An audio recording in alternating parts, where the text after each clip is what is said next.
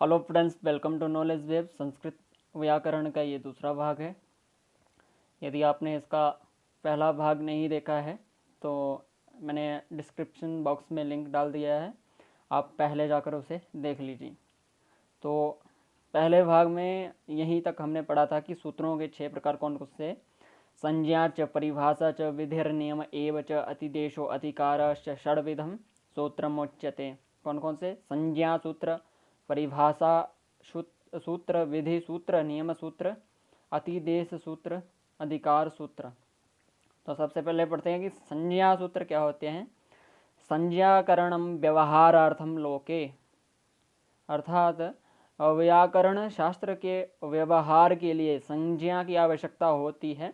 जो सूत्र संज्ञाओं का विधान करते हैं ऐसे सूत्र संज्ञा सूत्र या संज्ञा विधायक सूत्र कहलाते हैं। और अष्टाध्यायी में बात करें तो कितने संज्ञा सूत्र हैं? अष्टाध्यायी में लगभग 280 संज्ञा सूत्र हैं। यथा वृद्धिर आदेश, आदर्शनम लोपः, अदेंग गुणाः इत्यादि। साथ में ही महर्षि पाणिनि ने अनेक प्रकार की संज्ञाओं का प्रयोग किया है, जैसे अन्वर्थ संज्ञा, सर्वनाम, संप्रदान, अपादान, अव्यय आदि अन्वर्थ संज्ञाएं हैं। इसके बाद उन्होंने कृत्रिम संज्ञा का प्रयोग भी किया है, जैसे टी, घु, घ और भ इत्यादि जो भी हैं कृत्रिम संज्ञाएं हैं। आगे है परंपरागत संज्ञा, सर्वनाम, स्थान, प्रातिपदिक, आर्धधातुक, सार्वधातुक, अंग इत्यादि परंपरागत संज्ञाएं हैं। दूसरे पर हैं परिभाषा सूत्र। अनियमे नियमकारित्वम, परिभाषात्वम, अर्थात नियम ना रहने पर नियम की व्यवस्था की जाए उसे परिभाषा कहते हैं। परितः सर्वतो भाष्यन्ते नियमाः यया सा परिभाषा, अर्थात जिसके द्वारा नियमों की स्थिरता की जाए उसे परिभाषा कहते हैं।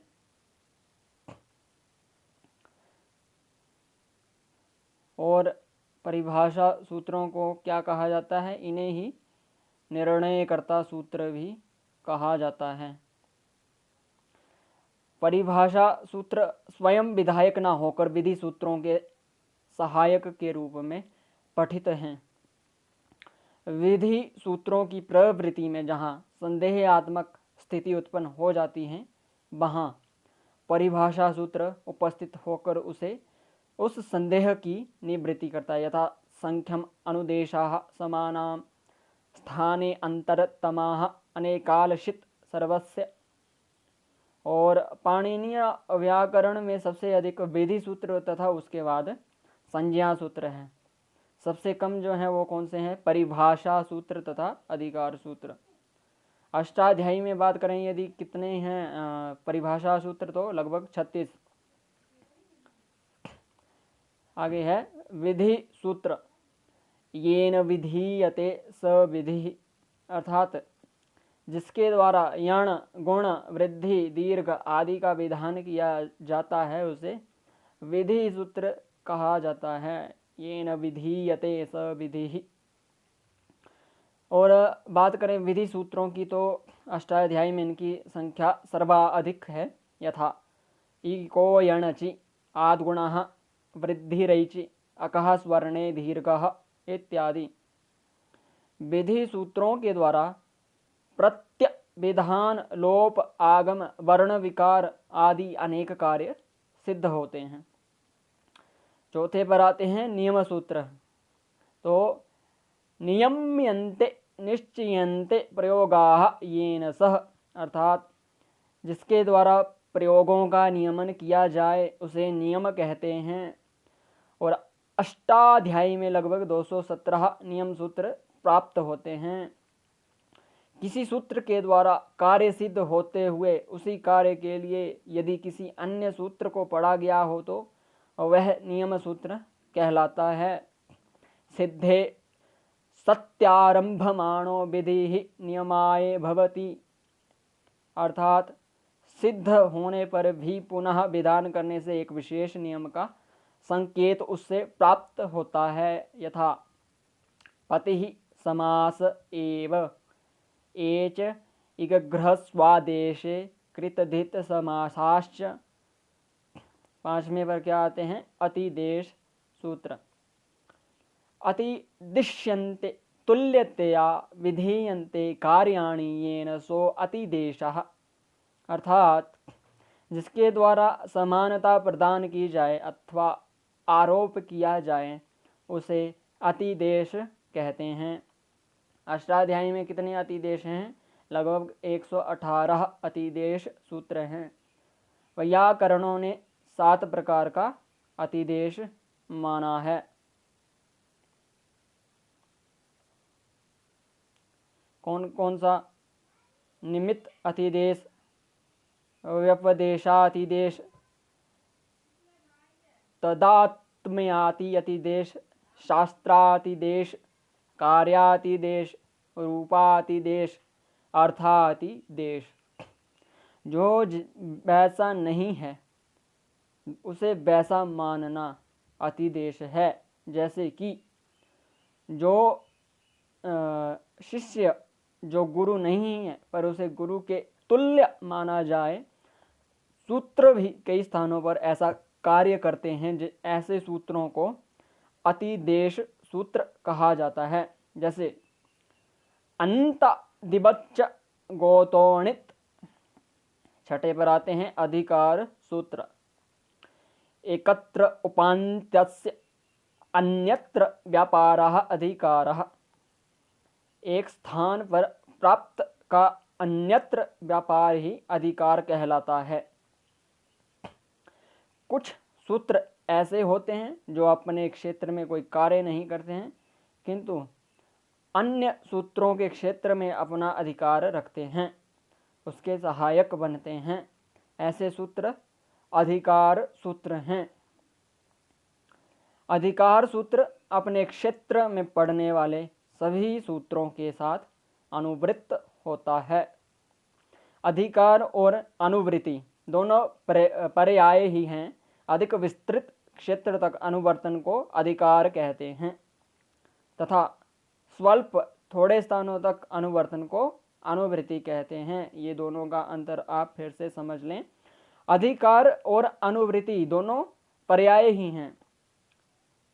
अधिक विस्तृत क्षेत्र तक अनुवर्तन को अधिकार कहेंगे और स्वल्प स्थानों तक अनुवर्तन को अनुवृत्ति कहेंगे। संपूर्ण सूत्र का पाद पर्यंत या अध्याय पर्यंत अनुवर्तन अधिकार कहलाता है। अष्टाध्यायी में कितने अधिकार सूत्र हैं? तो अष्टाध्यायी में 48 अधिकार सूत्र हैं। यथा कारके, ज्ञा, प्रातिपदिका, धातुः, प्रत्ययः, परश्च इत्यादि। और पाणिनि ने अधिकार की सूचना को कौन से चिन्ह के द्वारा दिया है? तो स्वरितेनाधिकाराः। प्रवृत्ति के आधार पर अधिकार 3 प्रकार का कहा गया है। सिंहावलोकितं चैव मण्डूकप्लुतमेव च गंगा प्रवाहवच्चा अपि अधिकारास्त्रिधा मताः। अधिकार 3 प्रकार का। अनुवृत्ति और अधिकार में अंतर। अधिकार सूत्र अपने क्षेत्र में कोई काम नहीं करता किंतु उत्तर सूत्र में उसकी सहायता के लिए उपस्थित होता है, और अनुवृत्ति में वह शब्द अपने क्षेत्र में काम करते हुए उत्तर सूत्र के सहायतार्थ उपस्थित होता है।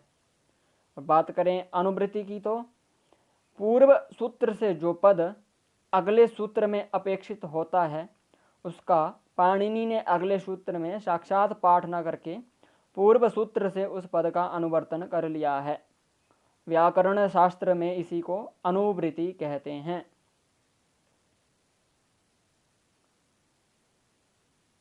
आगे बढ़ते हैं। अनुबंध। इत संज्ञत्वम अनुबंधतम अनुबंधत्वम अथवा इत संज्ञा योग्यत्वम अनुबंधत्वम। अनुबंधों की इत संज्ञा करके उनका लोप कर दिया जाता है।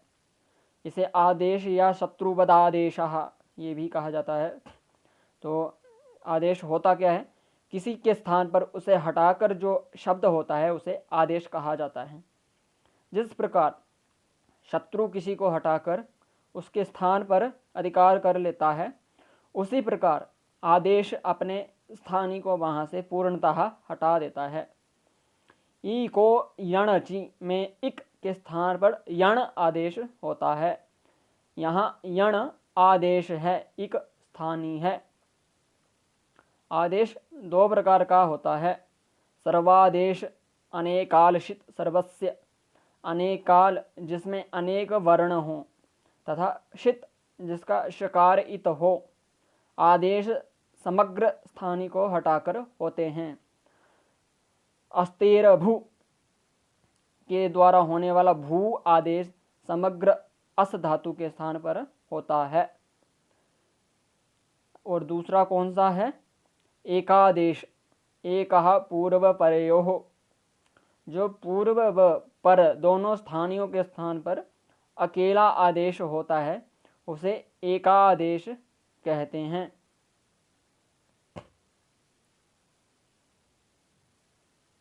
आगे बढ़ते हैं।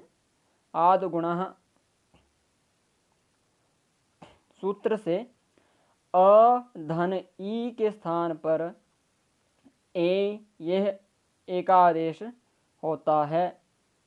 आगम क्या होता है, मित्रवदागमाः, जैसे मित्र हमारे घर आता है उसी प्रकार वर्णों के बीच आगम बिना किसी वर्ण को हटाए आकर बैठ जाता है, ये आगम कहलाता है। मित्रवद आगमः। अब स्थानी क्या कहलाता है, जिसके स्थान पर आदेश किया जाता है उसे स्थानी कहा जाता है। ई को यणचि सूत्र के द्वारा यण आदेश इक के स्थान पर होता है, अतः इक स्थानी हुआ। अब प्रत्याहार क्या होता है, प्रत्याह्रियन्ते संक्षिप्यन्ते वर्णाः यत्र स प्रत्याहारः। एक बार मैं पुनः पढ़ रहा हूँ। प्रत्याह्रियन्ते संक्षिप्यन्ते वर्णाः यत्र स प्रत्याहारः। वर्णों या पदों के संक्षेपीकरण को ही प्रत्याहार कहा जाता है। आदिरन्तनिषेधा सूत्र में प्रत्याहार निर्माण विधि बताई गई है। कौन से सूत्र में, आदेरन्त्येन सहेता। प्रत्याहार केवल वर्णों का ही नहीं अपितु प्रत्यय, आगम तथा धातुओं का भी होता है। अच, अक, हल आदि 42 या 43 वर्ण प्रत्याहार हैं। सुप, तिंग तथा तंग आदि प्रत्यय प्रत्याहार हैं। गमुट आदि आगम प्रत्याहार हैं। एक बार पुनः दोहरा रहा हूँ। सुप, तिंग या तंग क्या है, प्रत्यय प्रत्याहार, और गमुट आदि आगम प्रत्याहार। आगम का आपने अभी ऊपर पढ़ा, मित्रवदा आगमः। तो आज की वीडियो में इतना ही फ्रेंड्स। इसके अगले भाग में हम प्रत्याहारों के बारे में जानेंगे। यदि आपको वीडियो पसंद आई है तो कृपया आप जितना अधिक इसे शेयर कर सकते हैं उतना शेयर करें, लाइक करें। कोई फीडबैक है तो फीडबैक दें, कमेंट करें। और चैनल में पहली बार चैनल को देख रहे हैं तो चैनल को सब्सक्राइब ज़रूर करें। आज की वीडियो में इतना ही। धन्यवाद।